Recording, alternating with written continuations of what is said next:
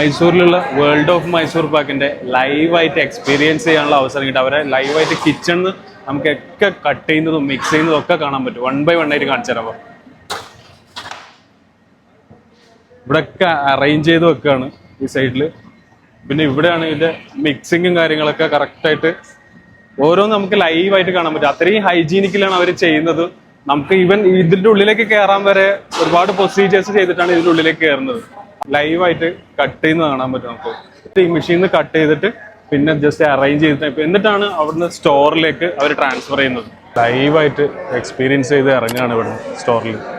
ഞാൻ ഇതിനു മുമ്പ് ഒരു പ്രാവശ്യം ഇവിടെ വന്നിട്ടുണ്ട്. അതുകൊണ്ട് തന്നെയാണ് ഫ്രണ്ട്സിനൊക്കെ സജസ്റ്റ് ചെയ്തത്. മൈസൂർ ഒതന്റിക് മൈസൂർ പാക്ക് മാത്രമല്ല, ജാഗറി, ആൽമണ്ട് റോസ്റ്റ്, ക്യാരറ്റ്, അഞ്ചീർ, അങ്ങനെ നിരവധി ഫ്ലേവറുകളാണ് അവൈലബിൾ ഉള്ളത്.